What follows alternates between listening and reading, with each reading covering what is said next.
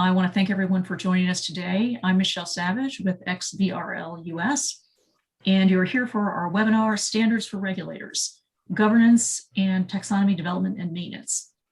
As we go through the program today, just a few logistical points. We are offering CPE credit. So for those of you who'd like to get CPE credit, either if you signed up for it in advance or even if you haven't, you can go ahead and respond to the questions and we'll make sure that you get your certificate at the end. We will take questions for CPE at 2 points during the session today, and you'll see the polls coming up in front of you, and just click on the radio button to indicate your response. We're very happy to have with us some great speakers today. We're going to have, as you see on the screen here, Donna Johanneman. Donna is Senior Project Manager at the Financial Accounting Standards Board. We also have Lou Roman. Lou is Audit and Assurance Senior Manager at Deloitte. We have David Shaw, Senior Project Manager also of the Fasb. And then we have Scott Tice. Scott is the CEO of NovaWorks, and he is the chair of our Xbrl US Domain Steering Committee. And this is part of a webinar series that we've been conducting for regulators that walks through the Taxonomy Development Handbook that Scott is going to be sharing a little bit about in a few minutes. As we go through the session today, if you do have questions, you can click on the Q&A link that you see on your screen, and you'll be able to submit your questions, and we'll take them at various points during the program where it seems most appropriate. And if you do have any kind of technical issues, please contact us by emailing support@xbrl.us. So that's support@xbrl.us. So I'm going to go to the next slide and just walk through the agenda here. So we've basically done our introduction here, and then I'm going to be turning the controls over to Scott Tice, who's going to cover resources for regulators. Then Lou Roman from Deloitte is going to talk about taxonomy governance phases. We'll then take the CPE questions that we talked about, and then we'll go into really the heart of the matter today, which is a discussion with the Fasb about how their governance process works and how their development and maintenance program works today. So with that, I'm going to turn it over to to Scott, actually, to Scott Tice, who's going to talk us through resources for regulators. Scott, thank you. Thanks, Michelle. I'll start off first, a little history of what we've done here. When I became chairman of the Domain Steering Committee, now 5 years ago, I guess, one of the first tasks that we had was to try and make it easier for people to develop taxonomies. There was a lot of information that's available across the web, but nothing that really was comprehensive, and also that wasn't extremely technical. So we set out to develop a handbook to do that, which we published last summer in July, and that's available on the Xbrl website, Xbrl US website. As you can see the link down below. It's pretty comprehensive in that it covers a lot of what Xbrl is, how to design a taxonomy, projects, and all the different kinds of phases you have to build. The thing we're going to be covering today is the taxonomy governance. Go ahead and go to the next slide, please. So if you were to download this as a PDF or look at the HTML, Chapter 9 covers this information and basically goes through the different phases that we've laid out. And a lot of this has come from experience over the past decade or so with respect to how to go through the process of developing the idea of having a taxonomy, getting everybody to buy into it, and then in turn, actually putting it out in the field, getting feedback, and then maintaining it as it goes on. So as part of this, we're going to talk about a pilot program in the taxonomy build and implementation, and in the ongoing maintenance. And I think it's a good note here that, I guess the saying kind of goes, good judgments born from bad experience. That USGT taxonomy was a really hard climb, very complicated, a lot to do. And the people who are sitting here today to talk about this are going to talk about how that all came to be and how it's being managed. And I think it's running very well now. And I think it's running very well now. It compliments the people who are sitting here. So with that, I'm going to go ahead and turn it over to Lou, and he is going to cover the details then of these 4 phases and many other things. All right, thank you, Scott. And there are 4 taxonomy governance phases, and you see them here: the build phase, piloting the taxonomy, implementing the taxonomy, and then developing and maintaining it. But what do we really mean by governance? It's the policies, the processes, and the documentation that we need to manage the taxonomy through all 4 of these phases. The goal of taxonomy governance is really to establish a repeatable, predictable process to manage the taxonomy changes. And repeatable is a key word there, because a taxonomy is seldom finished. And someone would say, well, the US GAAP taxonomy, obviously that's finished, it's done, it's there. But the reply is no, it's actually not finished. It's far from being finished. There's always regulatory changes that occur. There are always reporting requirements that require changes to the taxonomy. There's market needs that change, meaning the users want different information.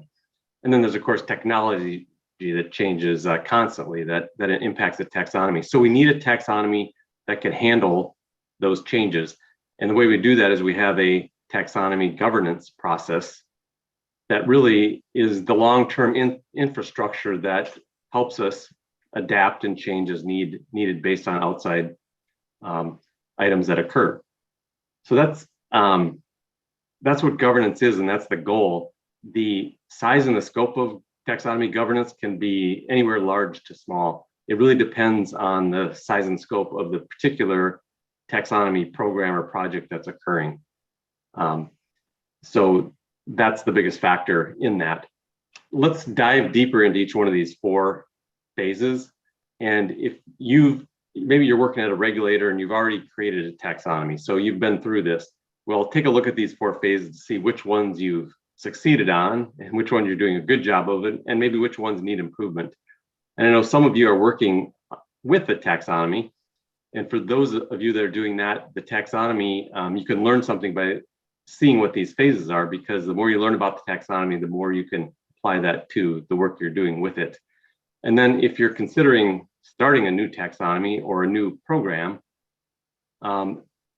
learn these 4 phases because they're very key to doing it successfully. With that, let's go into the build phase, the first phase of the taxonomy. The goal here is to provide oversight for defining the roles, identifying the use cases, establishing the technical structure, and then at the end of the build phase, actually producing a pilot taxonomy for public review. So a lot of oversight for defining roles, and the organizational roles that are included in the build process are quite key. There needs to be a sponsor. And what that sponsor is a project champion. Usually that sponsor is going to be the regulator or maybe the standards setter. For a government standards program, it's very highly recommended not to have a commercial enterprise or commercial entity do that, because they have certain business and financial interests that may conflict with other stakeholders further along the way and kind of prevent, competitive collaboration. So keep that in mind. In addition to the sponsor, there's the taxonomy working group. And you see there's a lot of functions within that taxonomy working group: developers, preparers, software providers, a lot of experts. That's the working group that actually performs the tasks that create the deliverables. And so it's really the group that does the work, is one way to say it. A very key group that needs to collaborate well with each other. Another role is the taxonomy steering committee. That committee is really led by the sponsor, and their job is to approve the deliverables once the taxonomy working group creates the deliverable. The taxonomy steering group is also a tiebreaker for major decisions. So when there's a 50-50 decision and something needs to happen, the steering group says, we're going this way, let's do it that way. And that's a very important role as well. So wrapped around and underneath all of this is the taxonomy manager. Really keeps all of this working together. It can be one individual, it can be a few individuals, but it's someone who communicates not only with this group, but also with outside parties. And then it's also someone that gives day-to-day support to what's going on and keeps things moving. It brings everything together. So that's phase 1, the build phase. Let's say we're done with that, we're moving into the pilot phase. The goal here for the pilot phase is to oversee internal testing and revisions of the taxonomy, and then conduct public review as well, which is the external review. and ensure taxonomy meets the stakeholder needs. That's an ongoing thing. So in the pilot phase, the organizational roles, guess what? They're exactly the same as the build phase. So the same group that does the build phase can move right into the pilot phase in kind of the same organizational structure and keep working. The pilot phase kind of has two sections. One is internal, one's external, the external being the public review. But on the internal is very key. Testing needs to occur. The taxonomy working group and the taxonomy steering committee get together, and they're the ones doing that internal review. The preparers, they should be creating a lot of sample reports. The more, the better to test this taxonomy internally before it goes external. The software providers need to be there because is there appropriate software to do what the stakeholders want done? Can software take in the input and put out the right output? Very key. As well as in this phase, and sometimes this doesn't happen, is that validation rules need to be considered. So maybe they're already produced in the build phase, maybe not, but if they are, they need to be tested here.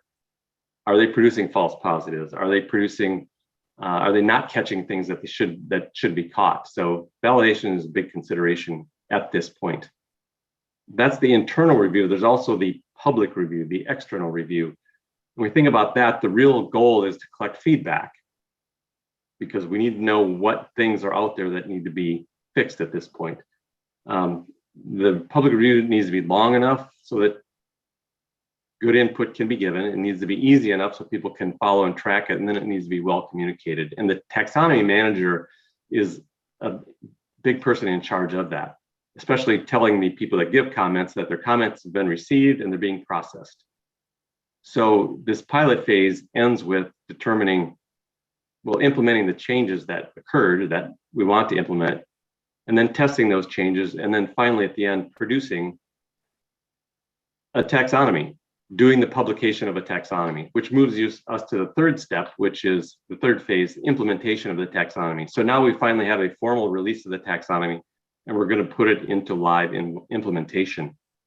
When doing that, the goal is to ensure the taxonomy meets the stakeholders' needs. We want to encourage adoption of it and input feedback, and then set the appropriate expectations. So the taxonomy governance needs to be able to adapt here very, very easily, because you'd think that by this time, all things that could go wrong would have been anticipated and figured out, but that's not the case. Let's face it, that never happens. So we need to be able to adapt to those things.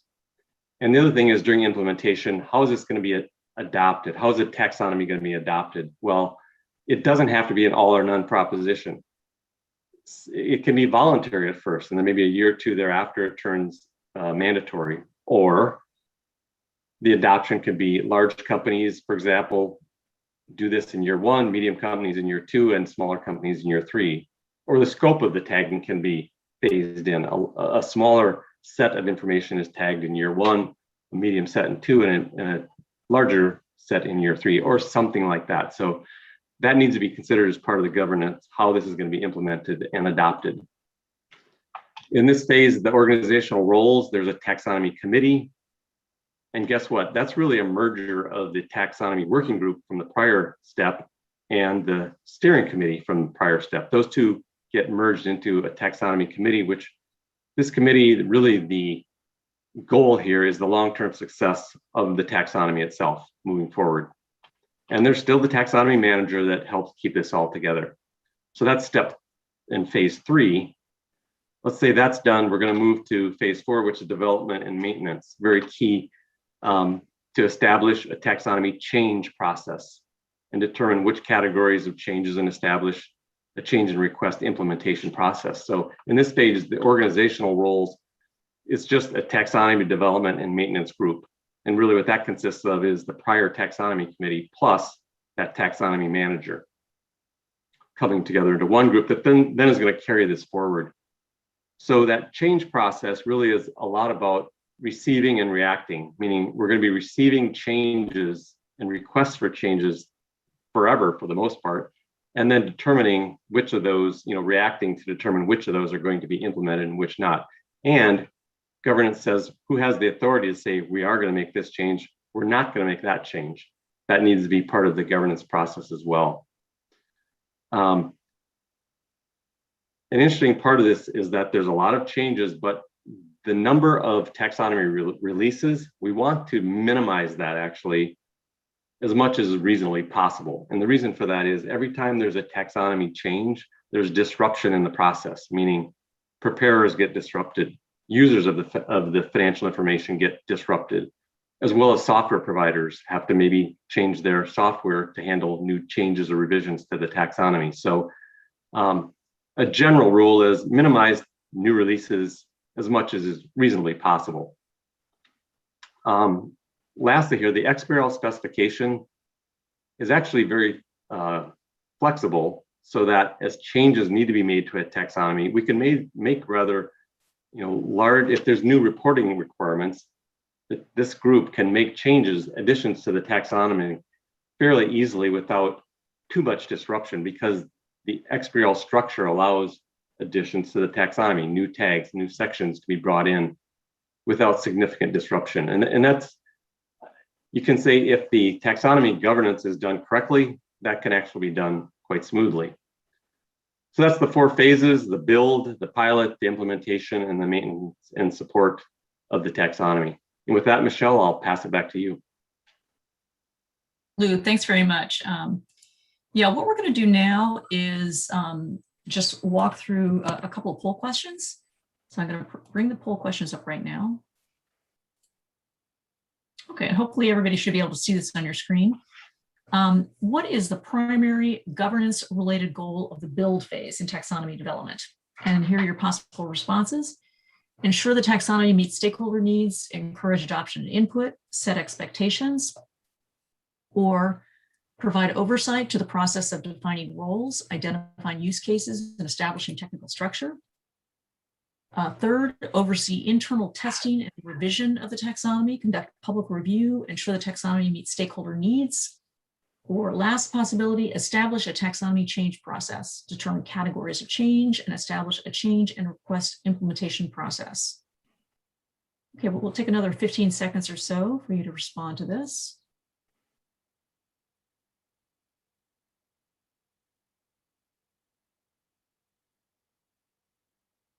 Okay, we're going to close down in just a couple minutes here, a couple seconds rather. Okay, and just so you know, I'm going to close the polls now, but the answer was number 2, provide oversight to the process of defining roles, identifying use cases, and establishing technical structure. We'll go to our second poll question now. What is the role of the taxonomy sponsor? Is it option 1, performs the task to develop taxonomy deliverables? Option 2, evaluates major milestones, reviews, and approves deliverables, and serves as tiebreaker on major decisions? Or number 3, serves as the project champion? Which is the most appropriate response? We have like another 30 seconds here. And again, while we're doing this, just as a reminder, if you do have questions, you can click on the Q&A link and post your question right there, and we'll take them as we go through. Okay, so just another 15 seconds.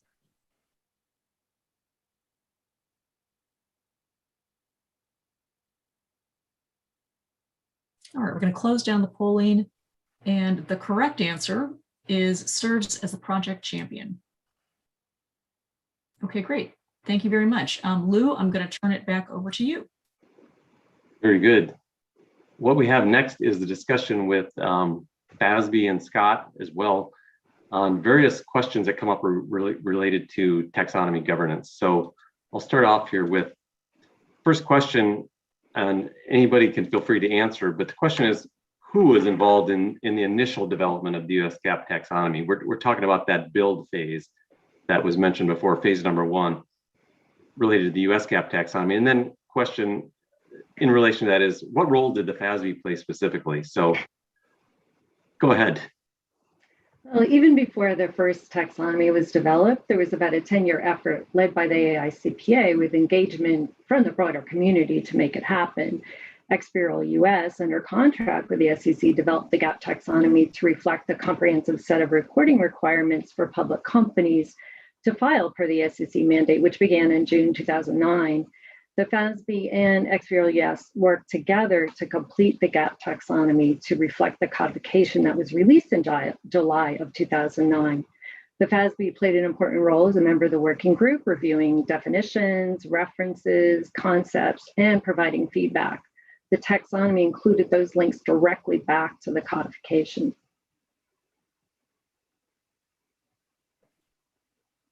So the Xbrl US is the one who really started building the taxonomy, but I know the question is, when did the Fasb take over the development and maintenance of the US GAP taxonomy?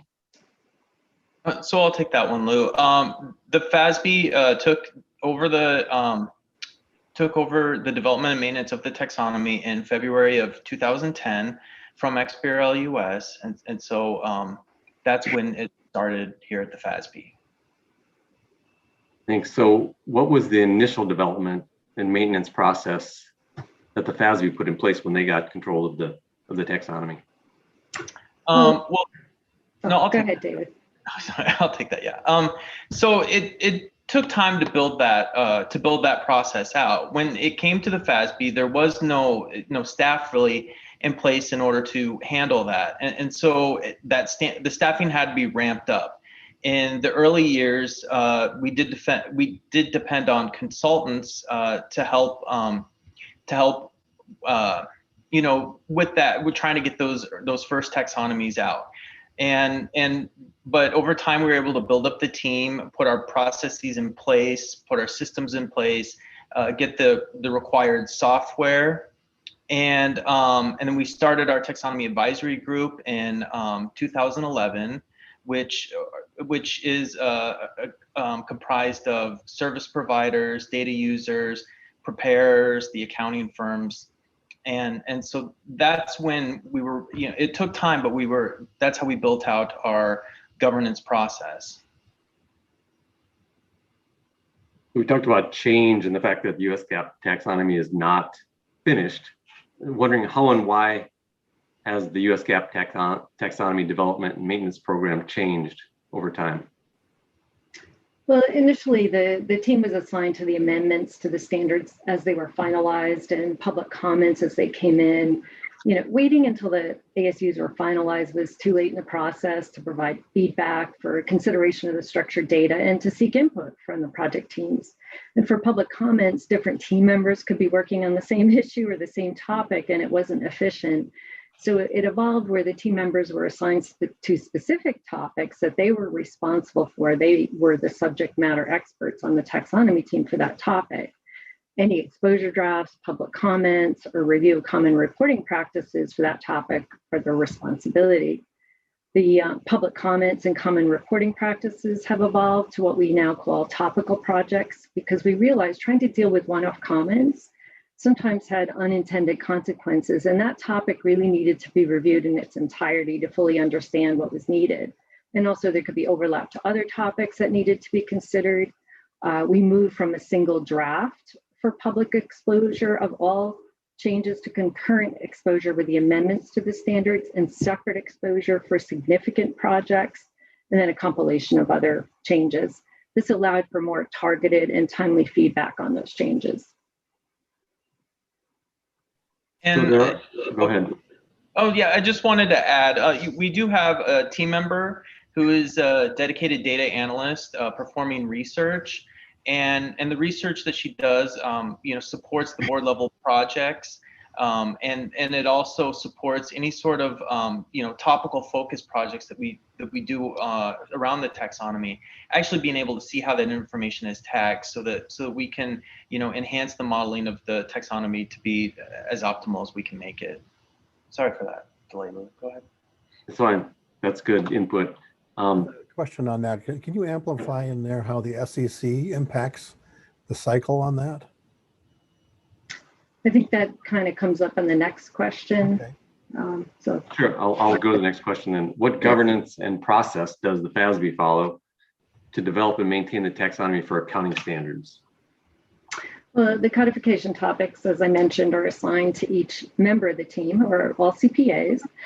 They have the responsibility on working with the project staff for board agenda projects. As you can see from the next slide, This involves following the development of the project, attending small group meetings, listening to board meetings, reading memos, other materials, understanding the issues, research to support the project and development of the taxonomy, providing feedback to the project staff and seeking input from the staff, and then exposing those taxonomy improvements for updates to the standards concurrently with the exposure drafts.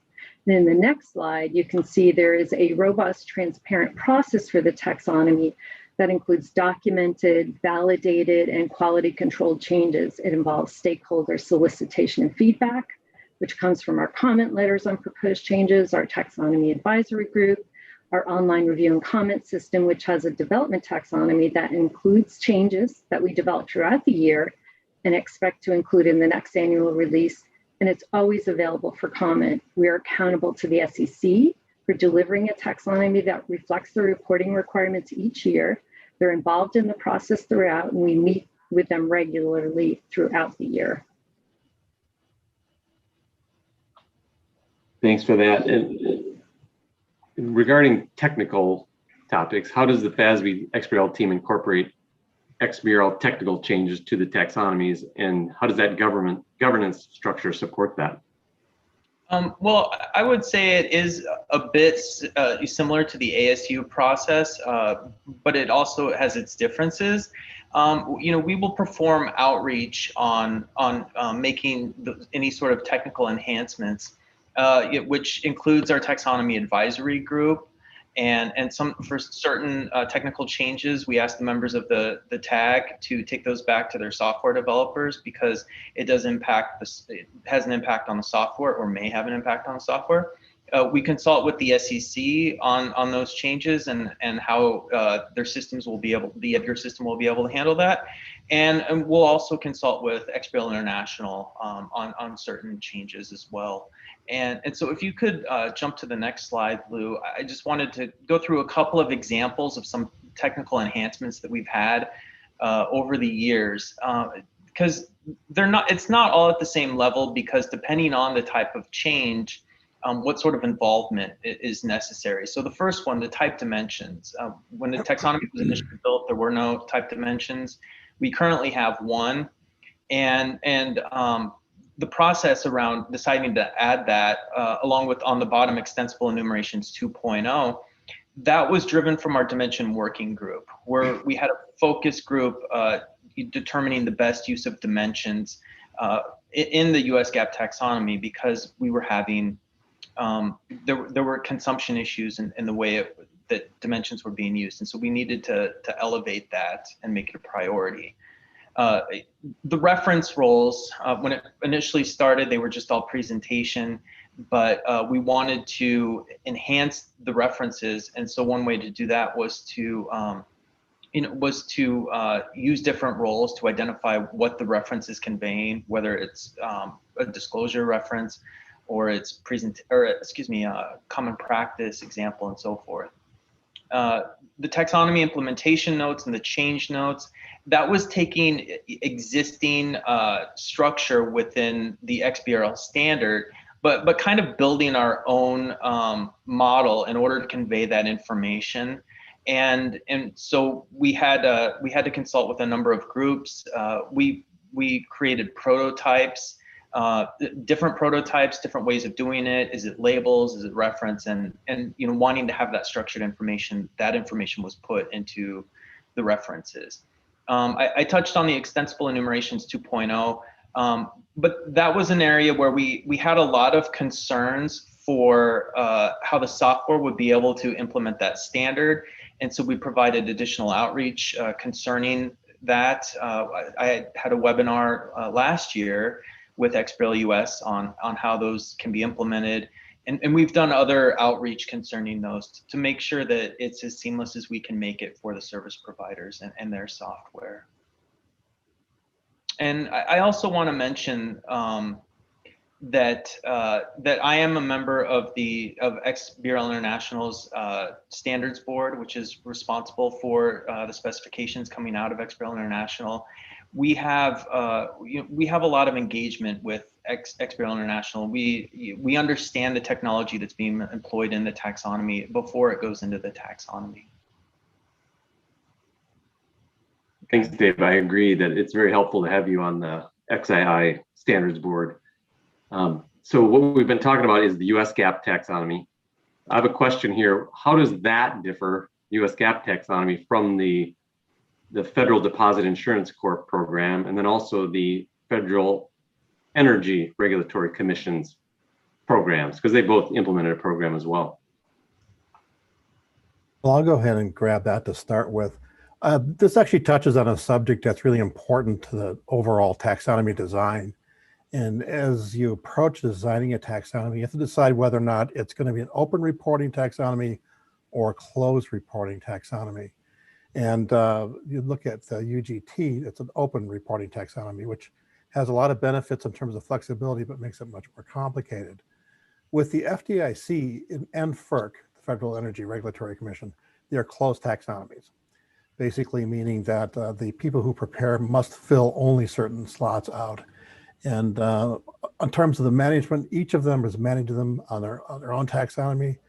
They set their own reporting requirements. They're going to be based usually on existing regulations with some changes. With Fasb, the accounting standards are heavy influence. There's a lot more parties involved, I think, in the approval process of a taxonomy release. So there's a lot of people involved in it, and a lot of influencers, a lot of stakeholders. So the FDIC has, set a pool of approved commercial software packages as well. I think with UGT, that's not the case. It's basically anyone who wants to come in can actually prepare taxonomies. And FERC I think, is pretty much the same as well. Anybody who can come in and prepare and do it is going to do it. So that also will tend to affect the management and as well the quality side. So I don't know if that answers your question there, Lou. Yeah. I was involved a bit in the FERC program. However, FDIC has been around longer than the US GAAP taxonomy, and FERC is more recent. But yeah, that answers the question. Thank you. It's gone through two different generations of it as well. The initial one was conventional XBRL, and then they moved to an iXBRL standard for their call reports. And I think that also went with some regulatory changes at the same time. I got another question related to this. You talked about different approaches, and anybody can answer this, but is one approach better than the other, and why? I would approach from a system designer standpoint. It really depends on the stakeholders. And if you go look at the things that we touched on in a TDH, and these are really deep waters, and that's, how do you determine what the stakeholders need? Because a lot of times stakeholders don't necessarily know. On the fortunate side, with many things that are government oriented, there's regulatory requirements as to what has to be disclosed. So that's one of the most important stakeholders. But as you go through that process and look at all the stakeholders and the consumers, you're looking at preparers, regulators, analysts, consumers in general, you have to look at what their requirements are. And there may be requirements to have a taxonomy, have open reporting. And there's different ways to do that. With UGT, you can actually create your own taxonomy or extend it with extensions. Anyone who's been involved with that here knows that. So every company's filing, or every company's supposed to have their own namespace, which then incorporates GAAP and DEI and SRT and a lot of other things as well. On the other hand, if you're going to close it, you can also allow notes to be added and structured a particular way. Is another way to extend fields if you have to add additional information.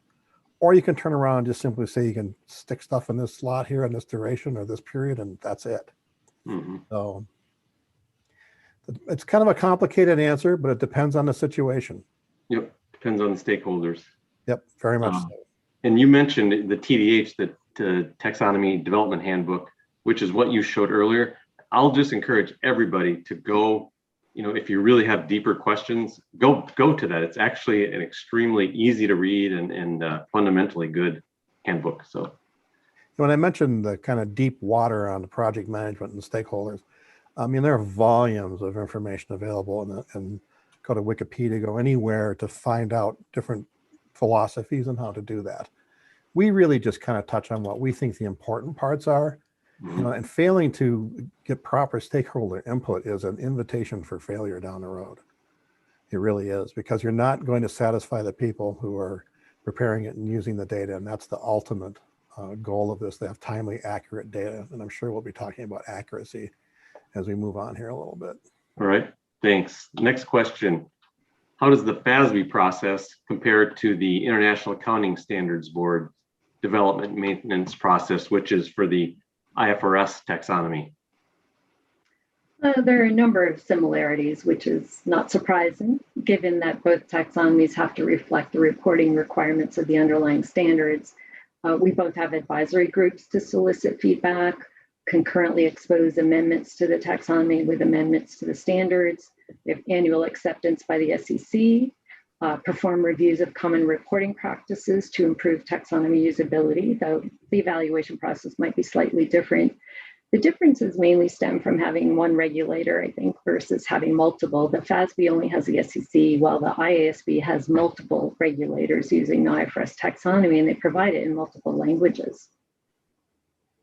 And I just want to touch on a few of the technical differences. You were done, Donna? I'm sorry, didn't. Yeah.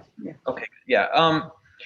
You know, there's a lot of similarities in the way that the taxonomies are structured. So I'm going to focus more on some of the differences. You know, one example is that they don't have any custom enumerated types, whereas the US GAAP has a number of enumerated elements that have a set list to identify an elected method or an election. As I've touched on earlier, the US GAAP taxonomy uses enumerations 2.0 and also includes a type dimension, neither of which are included in the IFRS taxonomy. The IFRS taxonomy does publish a formula link base with some simple formulas in it included, whereas the US GAAP does not have a formula link base. And recently added to the US GAAP taxonomy is the DQCRT, which is you know, an XBRL representation of certain DQC rules. I will provide a little more information on that later on in this program, and there are other resources available regarding that. But the last change I want to touch on is that concerning the reference roles that I spoke about earlier, the IFRS taxonomy really started leveraging those from early on, and one of the decisions for us to change that within our taxonomy project was that we saw that they were leveraging it with the IFRS taxonomy, and so we wanted to, you know, make them a bit more comparable in how they leverage the standards. So that was a deciding factor, and one of the deciding factors in adding those as well. All right, thanks for that answer. The next question is, what kind of guidance and support tools for the US GAAP taxonomy are available to issuers? Well, okay, I'll go first. I'll touch on some of the guidance tools that are provided within the taxonomy, and then I'll turn it over to Donna, and she can talk about what resources we have available outside of the taxonomy. One of which I've already touched on already, which is our taxonomy implementation notes, you know, which provide information to the preparers and how to better use some of the elements that are included. There are or point to guidance. There's the change notes, which identify changes to elements within the taxonomy, whether it's been newly added, we've changed the references on it, updated the documentation label, and so forth. And certain of those change notes provide deprecation information, along with the inclusion of definition link roles to facilitate updating which elements should be used if a particular element has been deprecated. We also have included references, and those references include URI links that go back to the Fasb's codification. And newly added for the 2021 taxonomy is we are now using new elements called guidance elements that are included to help provide guidance that really needs to be seen in context of the modeling of the taxonomy. And so that's a new enhancement. And the last one is one I've already touched on, which is the DQCRT, which is to help make everyone more aware of the DQC rules that are out there. Donna? Sure. As you can see and I think we need to shift a couple slides. I think you had some on the DQCRT. I don't know if you want to cover this. Yeah, you want to, I'm sorry. Yes, I'm sorry, I apologize. So this is a newly added DQC rules page, which has additional information about the DQCRT. It's shown kind of at the link at the top of the image. And then I've got that bright red arrow pointing to where you can actually see the DQC rules taxonomy. And Lou, if you could jump one more slide. Here's just a visual of the 2021 DQCRT. We could spend a lot of time on it, but the one thing I just wanted to point out is that a lot of information about it is available out there. Go ahead. So if you can go to the next slide, this is from our website, and you can see we have implementation guides and FAQs as additional resources. And these actually are linked to the taxonomy by the taxonomy implementation notes. You can link over to these resources. We have a TC app in which a preparer can open their filing and see what changes were made to the elements they have used. We provide release notes for each exposure and with each annual taxonomy, which for the annual release includes a modification file, an Excel file of the taxonomy that can be used for searching. Also, our online review and comment system I mentioned before has searches that we've added for the types of changes, and anyone can set their own parameters and design their own search as well.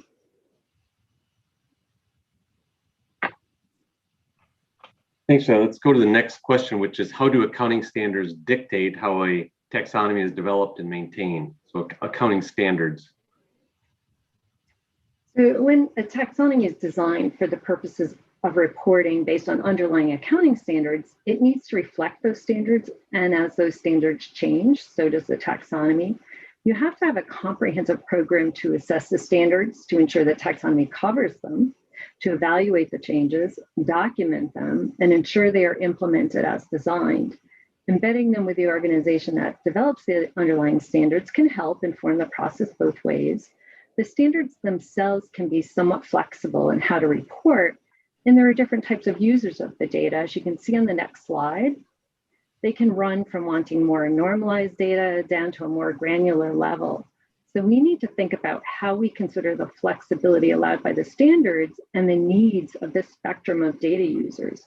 We perform post-implementation reviews of the taxonomy for significant amendments to the standards to see if we provided the most efficient and effective modeling of elements to capture the reporting requirements that result in data structured in the best way possible. At the end of the day, the taxonomy is a machine-readable version of those underlying reporting requirements. Thanks for that visual. I'm wondering, how is the ability of companies to extend the taxonomy or create custom tags, how has that affected the governance of the taxonomy? Who wants to take that one? Well, I'll start out, and I'm sure everyone would like to jump in on this one. But it does. The modeling choices that go into designing the taxonomy are impacted by that ability to extend. And so in certain areas, the taxonomy has been designed with that in mind. A very simple example is the segments axis. No company's segments are entirely alike. And so in order to accommodate that, that flexibility, that structure is in place. And I do want to say that it can't be thought of that all extensions are bad because of that. On the other side of that coin is the extensions are warranted in certain situations because misapplication of the standard elements can be just as bad as extensions, and it can kind of taint the analysis if the information that you're looking for isn't necessarily tagged correctly. Because not wanting to extend, a filer picks the wrong element and uses that for tagging instead. Yes, go ahead. You're saying extensions actually point out that there is a unique disclosure here. Go ahead, Donna. Right, and that can be beneficial to the users, as we saw in the diagram before. Some of those users want the granular data, and that uniqueness may be something that informs how they want to invest. And to what David was saying, it's appropriate as extensions. I look at it as versus bad tagging. Don't extend when you shouldn't, and not extending when you should. And when that happens, it makes it very hard to review those to improve the taxonomy. It's harder for us to find are those extensions appropriate? And we're looking for those things that we might want to add to the taxonomy. In the past, people have been extending by adding line item concepts. Now, more people are encouraged to use dimensional extensions, correct? And if you want to granularize information, you would rather use different axes on existing line item concepts? Well, I wouldn't just paint it very openly, black and white. It's not helpful for a filer to really invent their own modeling. They should follow how things are modeled in the taxonomy. So, for example, current, non-current is embedded in line items. And so just creating that access to convey those attributes isn't necessarily helpful. But to the extent they're breaking it down by an attribute that the taxonomy doesn't include a dimension for, then it's completely warranted. The other thing I wanted to, I'm sorry. Does anyone have any? Yeah, I have one other thing, and that's that governance of extensions. Also, you have to consider, should we have a requirement in the program to anchor those extensions? And what I mean by anchoring is connect every custom tag to a base taxonomy tag so that it gives it more meaning. And that's something that's currently in place now in the European Union's ESEF, which stands for the European Single Electronic Format Program.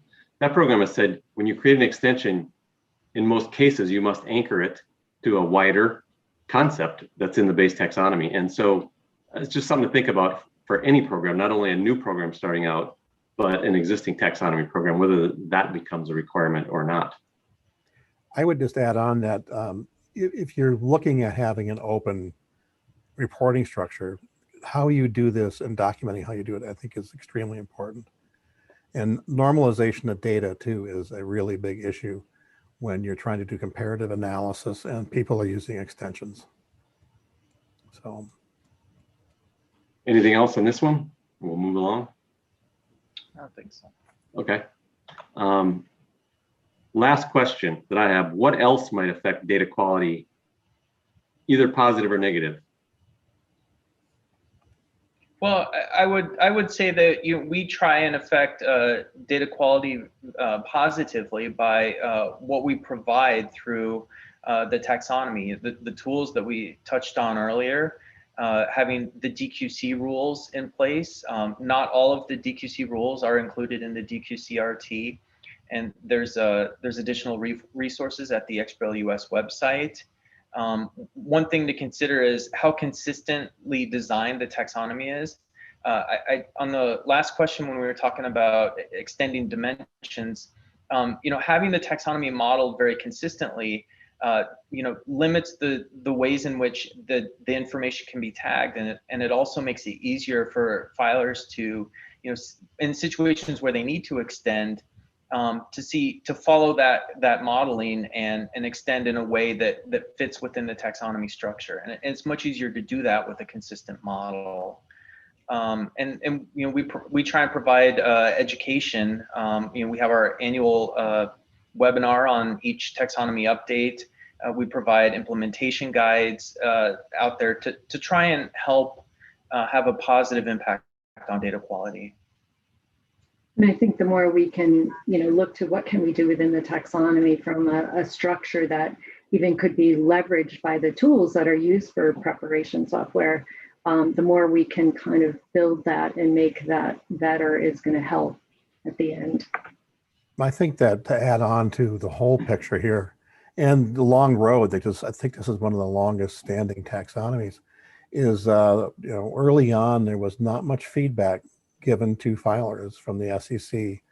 And it really took the SE at the Xbrl US to step up the DQC to address a lot of issues, many of which were pretty simple to understand. They just simply needed to be expressed and enforced, such as non-negatives and things like that, in terms of numbers. So having in the case here, the SEC pushing harder on the quality content, I think would have helped this process move along a little bit better. But it certainly has improved dramatically now to DQC. In the recent report I just saw that was put out by Joan really showed major improvements in terms of a lot of the different DQC areas that are being addressed. And that's number of those is now approaching close to 100, isn't it? It's up in the 80 range for overall rules. So That sounds about right, yeah. Yeah, I mean, it's a big deal. And when you're designing the taxonomy, you've got to look at what your semantic data model is, where the users are getting the information from, the preparers that are as the people are going to filing and complying. How are you going to validate and make sure that it is consistent with itself and consistent within the scope of a particular group of filers, so you can tell if there's any serious deviations? How are filers going to know that they'll be able to that their data is correct? Being able to read the viewer and understand what they're filing is a really important part. So I think as you're going through this initial build process, that's a really big line item that needs to be addressed. And failure to do that, you'll end up with a lot of perceptions where on XBRL for US GAAP is just the information is not accurate. I think that A, it's improved a lot, and B, that's true to a certain extent, but it really, I don't think it was for a matter of lack of trying. It just folks didn't have a real good way to see that the data that was put in was incorrect, such as scaling. It was another example of a problem. So, all right. Was this the last question, Lou, at this point? Yeah, yes, it is. Yeah, I did want to add on to one thing, and maybe Donna and David could go into it. One of the things that's great about XBRL, and I don't want to get on my XBRL podium here and preach, but is the fact that you can document and you can have authorities, you can have label roles. And within GAAP, there is a lot of information. You don't get that with a lot of other sources. And maybe you guys can talk about how you go through and do the documentation label role and the other roles that are part of various concepts. I'll let Donna, you can take that since you're closer to that process than I am. Sure. That's part of our process, and even working with the project team. So, when a new standard comes out or amendment to a standard, we go through that thoroughly, really trying to understand what's that concept and how does it interact with other parts of the, codification, other topics that might be there, and really understanding and trying to get to a succinct definition that really captures it and makes it unique to another element that might be in the taxonomy. And it can be challenging at times. And we're actually working on developing a kind of our internal style guide. We've kind of had it one informally, but we're working on one that we'll actually publish to the public on how we develop those. Well, I think we actually have an older version, right, David, of our documentation, but we're looking at broadly for all the labels and how do we develop them consistently, even to the, where you put a comma and how you capitalize and all of those, styles that I think anything that's more consistent is going to limit questions when someone's looking at the taxonomy and which element do I pick. The more consistent that you can make those labels, it kind of alleviates that confusion. Yeah, and that's part of what, one of the first things we did before we did the TDH, and I don't want to run out of time here, is we took the initial style guide draft from, I think it was 2006, and published a new style guide, which we're going to go through the process for the Domain Steering Committee and revise that later on this year. And that's it's really important, all the way from the naming of the concepts, then up to what roles you're using and the kind of language you use. And it isn't just a matter of clarity, it's a matter of how they're organized and things like that. So I would encourage people to also look at the style guide and look at what Fasb is publishing. And I'll be interested to see what your new one is too, because perhaps we'll include some of those into that. And right. And we also try to align with the overall Fasbi style that's used for the standard. So, you know, we're trying to work that in as well and make sure that actually impacts that particular aspect, which is kind of interesting. All right. Well, I was going to say, thanks for that info. We should pass it back to Michelle to continue on with the CPE. And then there's a few questions in the pool there, Lou. Okay. Yeah, I want to thank everybody. Thanks so much, Lou and Scott and Donna and Dave. This has been really helpful. We do have a couple of questions that we will be taking, but first I want to cover CPE. For those of you who are getting CPE credit, we've got 2 more poll questions here, which we'll go through quickly. All right, and here is the first one. Which of the following types of guidance is not embedded in the US GAAP taxonomy? Is it depreciation notes, implementation guides, or guidance elements? So we'll give you another 30 seconds or so to respond to this one. And Lou, I don't know if you see the questions. If you can see those and you want to pose those questions, one of them has actually already been answered, but and if you can, I can find them and ask them. Okay, so we'll take another 30 seconds here.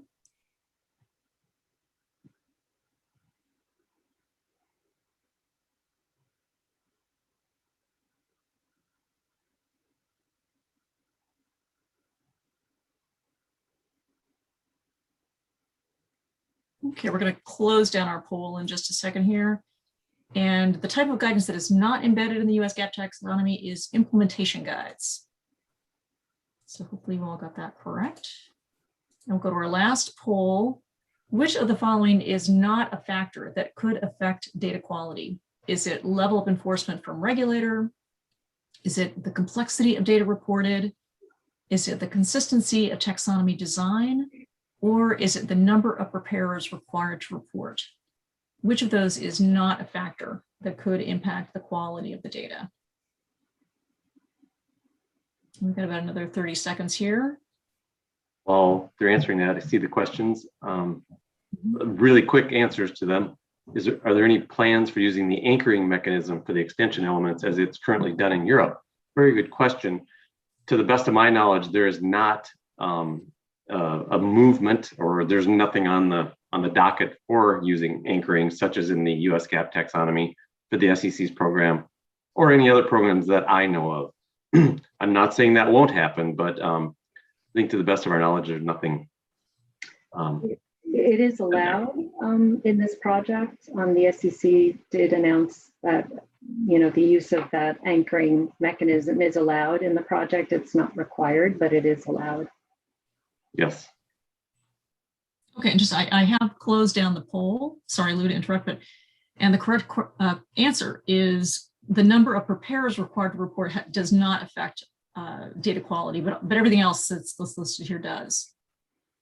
So I'm sorry, Lou, I'm gonna turn it back to you and Sure. To go through the last few questions we've got here. There's 2 more, and we'll do real quick answers because we're a few minutes from the top of the hour. One is, could you comment on ESG and what the taxonomy is being discussed for non-financial reporting? I'll jump in there just a little bit from the knowledge of the Domain Steering Committee just did a preliminary review of Fasb, the Sustainability Accounting Board, which is one group that is working on taxonomy for ESG. And it's interesting, the style guide things came into play there in a really big way in terms of how things are structured. And we provided back a number of reports. And we have a thing called the Taxonomy Approval Metrics Outline that's available and discussed in the TDH to help with that process. But yes, there are things that are being discussed, and that is one of them. And there's some stuff that's being discussed at international level as well. And does the SEC review public software applications using the taxonomy for misrepresentation of financial and non-financial information? So does the SEC review public software applications? Go ahead, Scott. You're smiling. I'm smiling because, as far as I know, enforcement is very closely held to the chest at the SEC. And I don't think they do. I'm sure they use stuff, but they're not going to tell you what they do. All right. That's all the questions I see at this time. All right, well, I want to thank everybody. I want to thank everyone for attending, and I want to thank again, Lou for hosting and Scott for giving your input on the Taxonomy Development Handbook.